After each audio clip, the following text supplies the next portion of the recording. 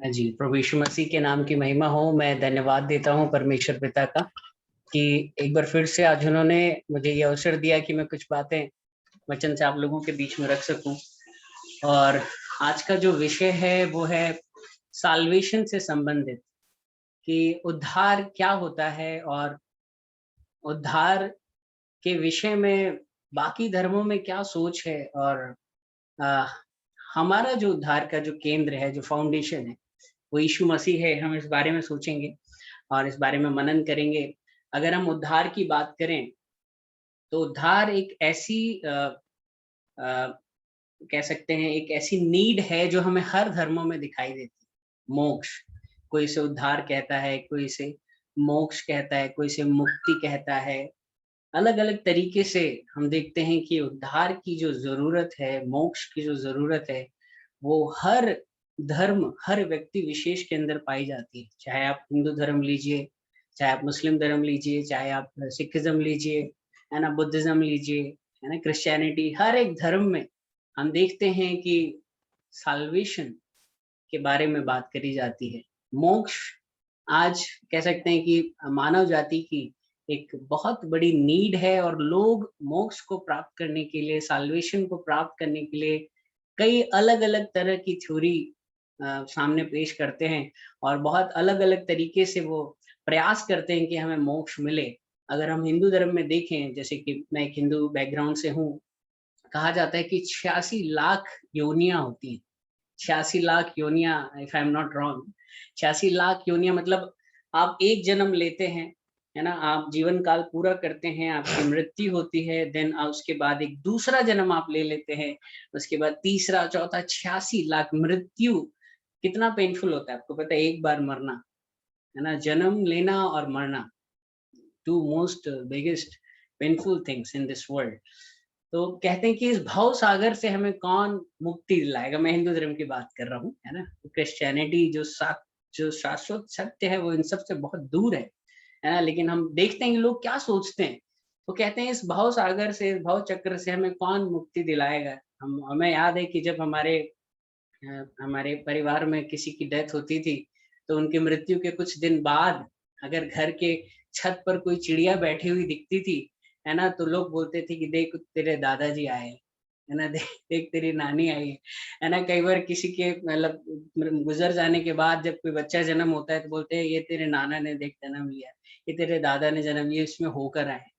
तो बहुत अलग-अलग सी चीज़ें हैं, लोग सोचते हैं कि बहुत सारे जन्म हैं, बहुत सारी बातें करते हैं, लोग पिंडदान करते हैं कि जो लोग मर गए हैं उनका पिंडदान करने से उन्हें मुक्ति मिल जाती है, उन्हें मोक्ष मिल जाता है। बहुत सारे लोग बोलते हैं कि गंगा नदी में नहाने से मोक्ष मिलता है, और तीर्थ यात्रा करने से मोक्ष मिलता है, बहुत ज़्यादा दान देने से, पुण्य के काम करने से, है ना? बहुत हमें जो है उद्धार की प्राप्ति होती है, और अलग-अलग तरीके की थ्योरी है ना?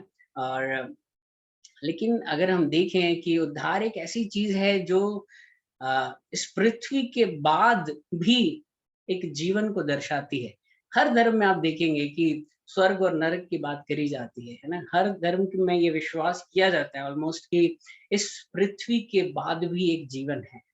इस पृथ्वी के बाद भी एक जीवन है। उस जीवन को आप कहाँ बिताएँगे, है ना? जैसे कि कुछ किसी की मृत्यु होती है, बोलते हैं स्वर्गवासी हो गए, आपको पता नहीं है वो कहाँ गए, लेकिन लोग कहते हैं कि वो स्वर्गवासी हो गए हैं, है ना? तो हर एक इंसान बहुत ज़्यादा आतुर है कि वो स्वर्ग में जाए, कोई भी नरक में नहीं जाना चाहता, लोग नरक की आग से बचना चाहते हैं। बहुत अलग-अलग तरीके की चीज़ें हमने पढ़ी हैं जब मैं दूसरे बैकग्राउंड में था। और भी धर्मों में हम सुनते हैं, लोग बोलते हैं आप ये करो तो आपको मोक्ष मिलेगा, ये करो तो मोक्ष मिलेगा। कुछ लोग बोलते हैं तप करो, तपस्या करो, संन्यास ले लो, हिमालय में जाके बहुत हठ करो, बहुत सारी चीज़ें हम सुनते हैं, है ना? लेकिन वास्तविकता में अगर हम देखें कि उद्धार हमें कैसे मिल सकता है, कि क्या वास्तव में पुनर्जन्म होता है? क्या 86 लाख योनियाँ होती हैं? बिल्कुल नहीं। बाइबल में लिखा है कि एक ही परमेश्वर है, एक ही प्रभु है और एक ही जीवन है ना? एक ही जीवन है ना? और वो सिर्फ़ और सिर्फ़ हमें इसी पृथ्वी पर हमें इस बात को इंश्योर करना है। मैं कहता हूँ कि एक एंट्रेंस हम दे रहे हैं, ये एंट्रेंस एग्ज़ामिनेशन है। Real life begins after this earth. असली जो जीवन है, वो इस पृथ्वी के बाद शुरू होता है। असली जो जीवन है वो इस पृथ्वी के बाद शुरू होता है, और ये एक एंट्रेंस एग्जाम हम दे रहे हैं, हम कह सकते हैं। कुछ लोग कहते हैं ना कि बस यही जिंदगी है, सब कुछ यही है, स्वर्ग नरक कुछ नहीं होता। बट असलियत में वो लोगों को सत्य अभी तक पता ही नहीं है ना। असलियत में जिंदगी जो है पृथ्वी के बाद शुरू होती है। Real life begins after this earth. ये एक एंट्रेंस एग्जाम है। हम जो यहाँ कर रहे हैं, हमारा जो विश्वास है ना, हमारे उद्धार का केंद्र क्या है, ये सारी चीजें जो है ये डिटरमाइन करती हैं कि हम स्वर्ग जाएंगे या नर्क जाएंगे। और बहुत सारी बातें हैं, लेकिन हम देखें कि इस पृथ्वी के बाद भी एक जन्म होता है। हमने देखा लाजर और धनवान की बात हमने पढ़ी है कि लाजर जो है वो अब्राहम की गोद में जाता है मरने के बाद, और जो धनवान व्यक्ति है वो नरक की आग में जाता है। तो लोग कहते हैं कि सिर्फ जो धार्मिक व्यक्ति हैं, जो लोग अच्छे लोग हैं, जो प्रभु यीशु मसीह पर विश्वास करते हैं, इटर्निटी सिर्फ उनको ही मिलती है, लेकिन ऐसा नहीं है। इटर्निटी दोनों को ही मिलती है। जो लोग यीशु मसीह पर विश्वास करते हैं उनको भी, जो लोग नहीं करते हैं उनको भी, जो लोग पुण्य करते हैं, मतलब जो राइचियस हैं उनको भी, और जो आप कह सकते हैं पापी जीवन बिता रहे हैं उन्हें भी इटर्निटी मिलती है। लेकिन इटर्निटी आप कहाँ बिताने वाले हैं, दोनों ने आप देख सकते हैं कि इस पृथ्वी के अपने जीवन के सफर को खत्म करने के बाद आँख खोली। लाज़र ने भी आँख खोली और धनवान व्यक्ति ने भी आँख खोली, लेकिन आँख कहाँ खोली? ये बहुत इम्पोर्टेंट विषय है ना? ये बहुत इम्पोर्टेंट विषय। मैं कई बार कहता हूँ कि मरना तो है ही, लेकिन मरने के बाद है ना, कोई चला गया ठीक है, लेकिन कहाँ गया ये सबसे इम्पोर्टेंट है। और ये कैसे इंश्योर करेंगे कि आप कहाँ जा रहे हैं? Are you very much sure about your salvation? आप बहुत ज़्यादा अश्योर्ड हैं अपने उद्धार को लेके? आप गारंटीड कह सकते हैं कि मैं मरने के बाद कहाँ जाऊँगा? है ना? मैं कहूँ अगर कि बहुत सारे ऐसे लोग अनफॉर्च्यूनेट हैं जो आजकल कई तरीके के कर्म कांड को कर रहे हैं, उन्हें सत्य नहीं पता है। वो बहुत सुबह उठकर 3-3 बजे लोग पूजा पाठ करते हैं। उनको लगता है कि वो सही डायरेक्शन में जा रहे हैं, लेकिन जब उनकी आँखें बंद होंगी, तो उनके साथ एक कितनी बड़ी चोट होगी, कितना बड़ा धोखा होगा कि वो ज़िंदगी भर जो करते आए, उन सब का अंतफल क्या है? इसीलिए प्रभु के मन में एक पीड़ा है कि जाओ इस संसार की छोर तक जाओ, लोगों को बताओ कि उद्धार कैसे मिलेगा। है ना? आप सोच सकते हैं, मैं अपने घर के सामने ही एक परिवार है, मैं देखता हूँ वहाँ पर मैं सुबह 4 बजे से मैं शंख की आवाज़ सुनता हूँ, पूजा, और दोपहर के 2 बजे, मतलब बहुत ही मेरे को पीड़ा होती है अंदर से कि ये इतनी लगन से ये काम कर रहे हैं। हम कई दूसरे धर्मों में देखते हैं लोग 3-3 बार नमाज़ पढ़ते हैं। और एक बार मैं एक ड्राइवर के साथ शिमला गया था, तो बीच में उसने नमाज़ का जब टाइम हुआ तो उसने गाड़ी रोकी और बोला कि मुझे तो मैं देखता हूँ कि कितना डेडिकेशन के साथ लोग उद्धार के लिए प्रयास कर रहे हैं, कितना डेडिकेशन है उनके अंदर। लेकिन वास्तव में अंतफल क्या होगा जब उन्हें पता चलेगा कि वो जिस डायरेक्शन में जा रहे थे, जो ये सब कर रहे थे, वो सब कुछ व्यर्थ है। ये पीड़ा प्रभु यीशु मसीह के मन में है, क्योंकि वो नहीं चाहता एक भी जन नाश हो। वो चाहता है, वो कहता है कि जब तक इस पृथ्वी के हर एक जन को पता नहीं चल जाएगा, या सुसमाचार हर एक को नहीं मिलेगा, तब तक मेरा आना नहीं होगा। तो प्रभु चाहते हैं कि सबको एक बार पता तो चले, चुनना नहीं चुनना। प्रभु ने बोला देखो मैंने जीवन और मृत्यु तुम्हारे सामने रख दिया है, अब तुम चुन लो इसे क्या चुनना है ना? तुम्हें क्या चुनना है, जीवन को चुनना है, मृत्यु? बहुत सारे लोग मेहनत करते हैं, लेकिन कितनी पीड़ा की बात है। मैं अपने पापा को ही देखता हूँ, वो सुबह उठना उनका नियम है। मैं अपने दादा को भी देखता था, वो 3 बजे उठते थे। मतलब लगभग 99 वर्ष की उम्र तक वो वो मैंने देखा कि वो इतने बुढ़ापे में भी 3 बजे उठकर, है ना, उनको पूजा पाठ करना और दिन भर उनका ये। लेकिन अंत फल जब हम सोचते हैं कि क्या मिलेगा उनको, तो क्या है उद्धार, कैसे मिल सकता है उद्धार? बहुत रास्ते बताए जाते हैं, लेकिन अगर हम बाइबल के हिसाब से देखें तो बाइबल हमें बताती है ना, कि एक ही रास्ता है, वो है यीशु मसीह। है ना? इस पृथ्वी के ऊपर और इस आसमान के नीचे यीशु मसीह को छोड़कर और कोई भी ऐसा ज़रिया नहीं है जिसके द्वारा हम स्वर्ग जा सकें, जिसके द्वारा हम गारंटीड कह सकें कि हाँ, मैं यीशु मसीह पर विश्वास करता हूँ और मैं स्वर्ग ही जाऊँगा। है ना? क्योंकि प्रभु इंसान नहीं है जो झूठ बोलता है ना? उसका हर एक वादा सच्चा है। उसने इसके लिए कीमत भी चुकाई। तो आज हम उद्धार के विषय में ही बात करेंगे, है ना? और उद्धार के लिए हम देखें, परमेश्वर ने बोला कि अगर तुम पाप करोगे तो उसका दंड होगा। और अगर तुम अच्छे कार्य करोगे तो इसका प्रतिफल भी होगा। ये बात परमेश्वर ने अपनी विधि में ठहराई कि अगर हम पाप करेंगे तो उसका दंड होगा, और अगर हम अच्छे कर्म करते हैं उसका भी प्रतिफल होगा। तो अब हमने जब पाप किया तो इस पाप का दंड किसी को तो भोगना।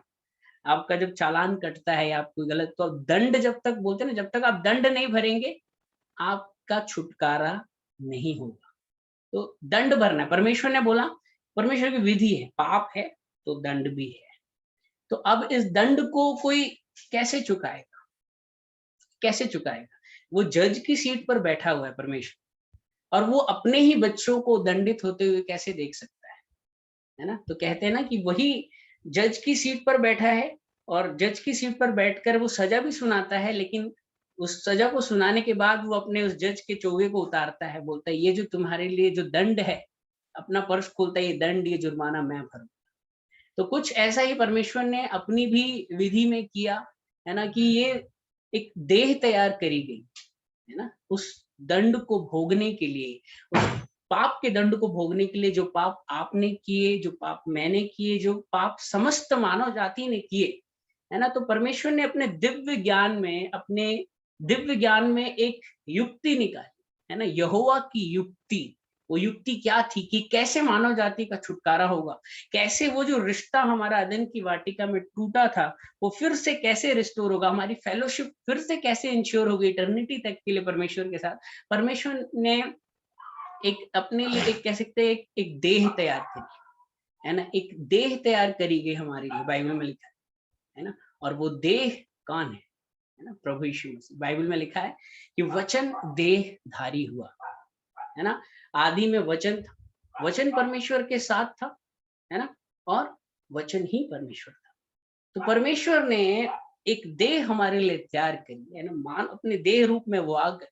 उसने, बाइबल में लिखा है कि परमेश्वर को ये भाया कि वो हमारे सारे पापों का जो बोझ है वो उस देह के ऊपर लाद दे, है ना।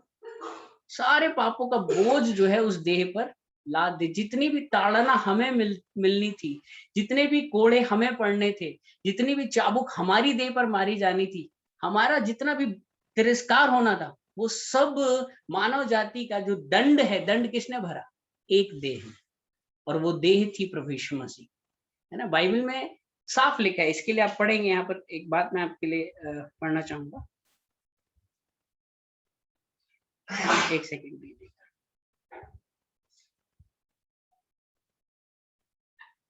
हाँ, यहाँ लिखा है इब्रानियों 9:22, मेरे साथ निकालेंगे इब्रानियों की किताब, उसका 9वां अध्याय, उसकी 22वीं आयत। यहाँ पर इस प्रकार से लिखा है, व्यवस्था के अनुसार प्रायः सब वस्तुएं लहू के द्वारा शुद्ध की जाती हैं, और बिना लहू बहाए क्षमा नहीं होती।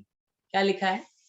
बिना लहू बहाए क्षमा नहीं होती। तो कैसे हमें क्षमा मिल सकती थी?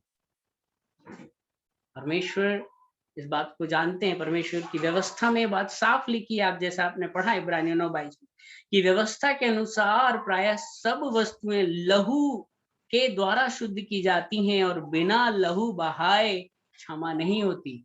अब लहू आपको बहाना पड़ता, लहू मुझको बहाना पड़ता, कोड़े हमें खाने पड़ते, हमें पीड़ा सहनी पड़ती। लेकिन मैंने बोला ना कि परमेश्वर कैसे देख सकता था अपने ही बच्चों को प्रताड़ित होते हुए। वो कहता है कि मैं दूध पिलाती हुई माँ से भी तुम्हें ज्यादा प्रेम करता हूँ। आप क्या सोचते हैं कि एक माँ कभी अपने बच्चे को आग में जलता हुआ देख सकती है? जब एक माँ नहीं देख सकती तो एक पिता कैसे देख सकता है? स्वर्गीय पिता जो दूध पिलाने वाली माँ से भी ज्यादा प्यार, उसको पता चल गया कि ये इनसे पाप हुआ है और इनके लिए घोर दंड है। अब ये जब तक लहू नहीं बहाएंगे, जब तक ये दंड नहीं भरेंगे, ये शुद्ध नहीं हो सकते, इनके पाप धुल नहीं सकते। तो मैं क्या करूं, क्या करूं, है ना। गॉड वाज इन टेंशन, आपको मतलब टेंशन सोच रहे, अचानक उनको, है ना, कह सकते उनके दिव्य ज्ञान, है ना, यहोवा की युक्ति है कि उसने हमारे लिए देह तैयार की, और उस देह के तोड़े जाने से, है ना, उस देह के कुचले जाने से, है ना, उस देह के लहू बहाए जाने के द्वारा हम सब का छुटकारा हुआ है। बहुत सारी बातें हैं, हम इस बात को समझेंगे कि मैंने एक बार एक जिक्र सुना था, एक न्यू दिल्ली का एक इंसिडेंट था कि एक माँ अपने बच्चे को गोद में लेकर, छोटे से बच्चे को गोद में लेकर एक रेस्टोरेंट होटल में कुछ पैक करवा रही थी खाने के लिए। वहीं पर कुछ जलेबियां या कुछ बन रहा था, आई डोंट नो। ये बहुत ही दुख भरी घटना है, सत्य घटना है। और अचानक एक ई रिक्शे वाले ने आकर उस माँ को पीछे से ठोकर मारी और उसका वो जो बच्चा था वो जो गरम कड़ाहा होता है ना उसमें जाके गिरा। माँ ने आओ देखा ना ताओ, उस खौलते तेल में अपने दोनों हाथ डाल उस बच्चे को ऊपर उठा लिया। बच्चा बहुत छोटा था, नाजुक था, वो बच नहीं पाया। लेकिन आपको समझ में आ रहा है उस माँ का प्रेम, वो खौलता हुआ तेल भी उसको कुछ नहीं, उसको सिर्फ बच्चा दिख रहा है।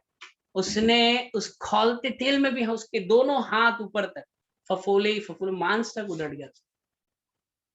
जब एक माँ, एक अर्थली माँ इतना प्रेम करती है तो वो तो दूध पिलाने वाली माँ से भी ज्यादा प्यार। वो कैसे हमें नरक की आग में जलते हुए देख सकते? तो उसने अपने इकलौते पुत्र इस पृथ्वी पर भेजा, एक देह हमारे लिए तैयार करेगी। आप जब दानियल की किताब में पढ़ेंगे वहां साफ लिखेंगे देह हमारे लिए तैयार करेगी। और ये यहोवा की ही युक्ति से हुआ। और उसमें लिखा है कि यहोवा को ये भाया, यशायाह की किताब में लिखा है यहोवा को ये भाया कि वो उसे कुचले, उस पर समस्त प्रकार की जो पीड़ाएं हैं वो दी जाए। और यशायाह की किताब में लिखा है कि उसके द्वारा यहोवा की इच्छा पूरी हो जाए। वहां लिखा है कि उसके द्वारा यहोवा की जो मन की जो इच्छा, डिजायर वो पूरी हो जाए। वो डिजायर क्या थी? आपको, मुझको, हम सबको बचा। तो बिना दंड भरे छुटकारा नहीं है। और वो दंड किसने भरा है? जो क्रूस को हम देखते हैं, क्रूस एक एक्सचेंज का एक स्थान है। एक्सचेंज मतलब आदान प्रदान, यहाँ पर हमारी सारी दुख भरी बातें, पीड़ाएं, हमारे पाप, हमारी गंदगी, सब कुछ, हमारी बीमारियां सब यीशु मसीह ने ले ली और बदले में अपना अनंत जीवन, अपनी शांति, अपनी कृपा, अपनी चंगाई, श्रापों से मुक्ति, अधिकार, सब कुछ हमें दे दी। यशायाह की किताब में लिखा है कि यीशु मसीह ने हमारे रोगों को उठा लिया, उसने हमारी दुर्बलता को सह लिया। ये नहीं कि परमेश्वर ने अपनी सामर्थ्य से वो सबको वैनिश कर दिया, गायब नहीं, उसने अपनी देह पर ले लिया। यशायाह की किताब में लिखा, आप पढ़िएगा ध्यान से, रोज एक बार यशायाह 53 आप जरूर पढ़ें। अगर आप कहते हैं कि मुझे यीशु मसीह से मैं विश्वास तो करता हूँ लेकिन यीशु मसीह से आज तक मुझे 10 साल हो गए, मैं प्यार नहीं कर पाया। देखिए, विश्वास, आशा और प्रेम तीनों अलग अलग बातें। आप यीशु मसीह पर विश्वास करते हैं, आप यीशु मसीह से आशा रखते हैं, लेकिन आप क्या यीशु मसीह से प्रेम रखते हैं? बाइबल में लिखा है विश्वास, आशा, प्रेम तीनों है, लेकिन सब में बढ़कर है प्रेम। विश्वासी से भी बढ़कर, आशा रखने वाले से भी बढ़कर वो है जो प्रभु से प्रेम करता है। तो अगर आपको प्रेम नहीं हो पाया, मैं 10 साल तक मैं अपनी वाइफ की आंखों में आंसू देखकर जो प्रार्थना करती, मैं बोला प्रभु मेरी आंखों में क्यों नहीं आंसू आते? जैसे वो आपको एक पिता की तरह प्यार करती, मेरे मन में भाव क्यों नहीं आते पिता की? तो मैं जब यशायाह 53 पढ़ा, पवित्र आत्मा ने, वहां लिखा है कि वो एक रोगी मनुष्य था। यशायाह की किताब में क्या लिखा? वो एक रोगी मनुष्य था। जीसस आपको दिखता होगा नॉर्मल, वहां लिखा है वो एक रोगी मनुष्य था। तमाम तरीके की पीड़ाएं, तमाम तरीके के रोग। आप किसी रोगी व्यक्ति को अस्पताल में भी, मैं कुछ दिनों पहले जब मैं गया, मैंने देखा लोग कैसे करा रहे। यीशु मसीह एक रोगी पुरुष था, उसे लोग तुच्छ जानते थे और उसे इतना कुचला गया कि उसका स्वरूप भी पहचाना नहीं जा रहा था। वहां लिखा, लोग उसको देखकर मुंह मोड़ लेते थे। तो ये सब दंड जो है ये चुकाया गया यीशु मसीह। हमारा उद्धार फ्री जरूर है लेकिन ये सस्ता नहीं है ना। हमारा उद्धार हमारे लिए फ्री है लेकिन ये सस्ता नहीं, अनमोल है, अनमोल। तो उद्धार कैसे मिल सकता है? किसी और ने दंड चुकाया? किसी और ने नहीं, सिर्फ एक ही है, सिर्फ एक ही है जिसने इस समस्त मानव जाति के उद्धार के लिए दंड भरा है, दंड चुकाया, वो यीशु मसीह है ना। यशायाह के साथ साथ हम यूहन्ना 3:16 हम सबको याद है ना।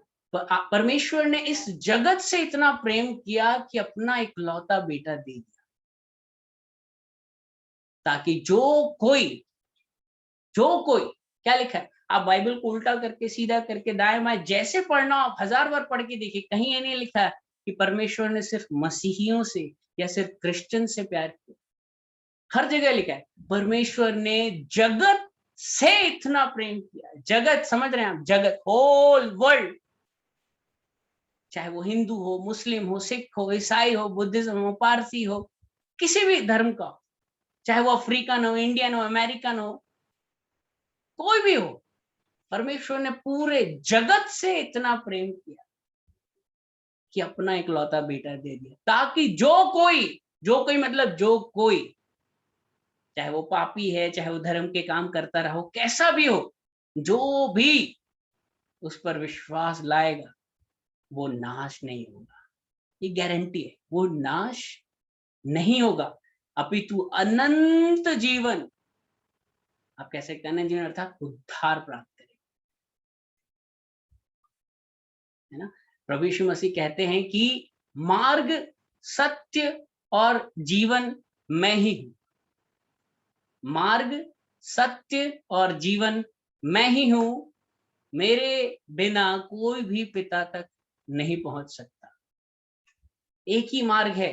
अगर आपको कोई और शॉर्टकट बता रहा है कि नहीं तुम इधर से भी पहुंच सकते हो सर, यहाँ से भी तुम जा सकते हो पिता तक, यहाँ से भी तुम्हें उद्धार मुक्ति मिल सकता है, वो सब अंधकार में पड़े हुए मूर्ख लोग हैं। एक ही मार्ग है, एक ही सच्चाई है। लोग आज सत्य की खोज में, सत्य कहाँ मिलेगा? हिमालय में ज्यादा भी पाक सत्य नहीं मिल रहा है, सत्य को जानते ही नहीं। मार्ग, सत्य और जीवन, वो अनंत जीवन यीशु मसीह ही, और बिना उसके द्वारा कोई भी पिता तक पहुंच ही नहीं सकता, कोई भी उद्धार देख ही नहीं सकता।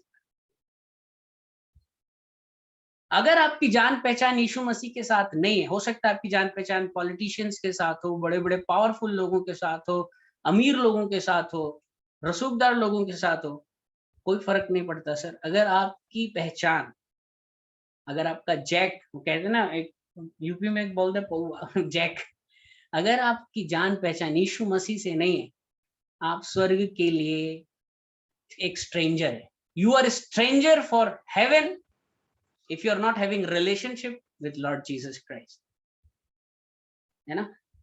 अगर आपकी यीशु मसीह के साथ जान पहचान नहीं है, आपके ऊपर छाप नहीं लगी है, तो एंजल बोलेंगे अरे भाई कौन हो तुम, कहां घुसे चले आ रहे हो? यीशु मसीह से पहचान है?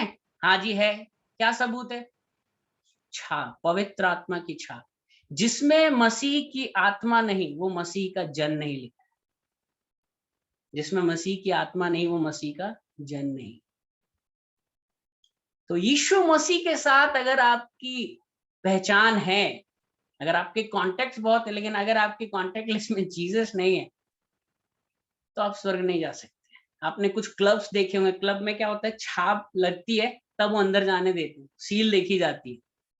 वो पवित्र आत्मा की इच्छा, वो मसीह की आत्मा जब तक हमारे अंदर नहीं होगी, हम स्वर्ग नहीं जा पाएंगे। We are stranger for haven.